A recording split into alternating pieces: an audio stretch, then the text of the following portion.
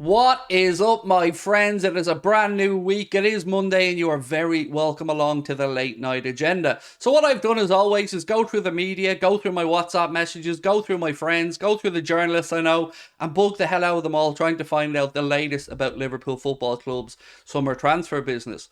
What I've been able to find out, some of it's potentially good news, some of it's potentially bad news. But either way, I'm here to share it with you guys, ask you for your opinion in the comment section. And of course, if you haven't hit that subscribe button, please do. If you look into the top corner there, you can see we're closing in on 175,000 members of our family here at Anfield Agenda.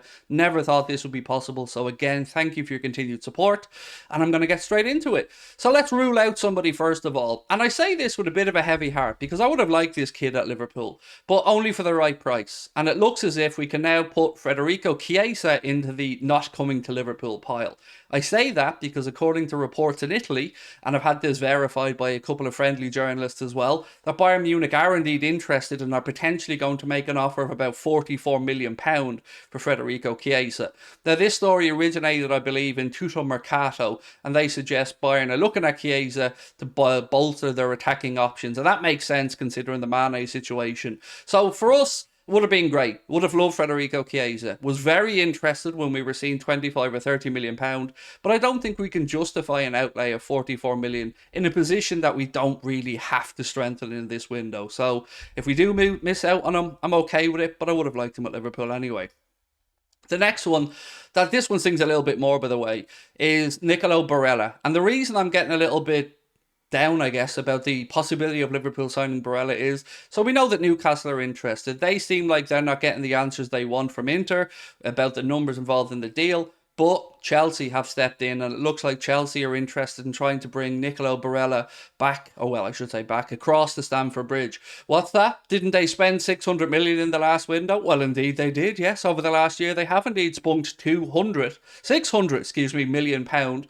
And it looks like Todd Bowley isn't going to stop there with his Todd Nanigans. And that's what I'm going to call Todd Shenanigans, because I don't know if you've seen, apparently they can just ship a load of players off to the Saudi Arabian League now, and that'll be all absolutely tickety-boo, no problems whatsoever. Go spunk a load of money. If it doesn't work out, just ship them across to your friends in Saudi Arabia. I say friends because apparently the Saudi Investment Fund is also invested in, I think it's Clearlake Capital, the company that own a good percentage of Chelsea. So I'll let you look into that in your own time, but once again, it's a dark cloud coming over football, in my opinion, and it doesn't look like it's going to be stopping anytime soon. So when you see the ability of other clubs and what they can do in the market, you again look back to FSG and think, what are we going to do here? What's the situation?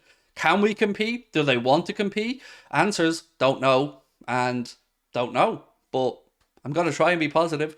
And one positive I can bring you on somebody who's not going over to Saudi Arabia is Steven Gerrard. He's been speaking about the links to him taking a job over there, and he said there's been a lot in the media, a lot of it not true. There you go. There you go. Stevie said it himself. Not true, so it doesn't look like he's going to Saudi Arabia. Now, he was pictured over there. I've seen the video. Maybe he was over there for, I don't know, maybe he's over there for a little bit of flirting. I don't know, but either way, he's not going to be taking a job at this moment in time, according to himself, but let's keep an eye on this situation anyway. Not really relevant to Liverpool in any way other than him being a former legend and Stevie G. So there was a link today that really caught me off guard, and this link is to Kyle Walker. Yes, that Kyle Walker. Manchester City's potentially going to be Bayern Munich's Kyle Walker. So the Daily Mail have said, there are rumours that Liverpool are interested in Kyle Walker, but it would be difficult to see such a transaction taking place. No shit, Sherlock. City won't do business with us, even for a player that they want to move out. And also, and I can't say this enough, I don't want him. I don't want my right back flashing people in bars. Just not the type of right back I want at the club. So the pace merchant can go off to Bayern Munich or wherever else he wants to go, but thought I'd bring it to you because, hey, it's a credible link from a credible source, and, well, are they credible? Maybe I'm going a bit over the top with that one. But either way, it was an interesting one, right? And you could understand it in the short term. You could understand maybe Kyle Walker coming in for a season or two if we're going to move Trent into midfield and wait to see how Ramsey or Conor Bradley get on. But yeah, again, one I think we can safely say ain't going to happen. Now we're moving into the realms of realism, though. We're moving into the positive part of the video where we can look ahead to players who might actually be making their way to Anfield.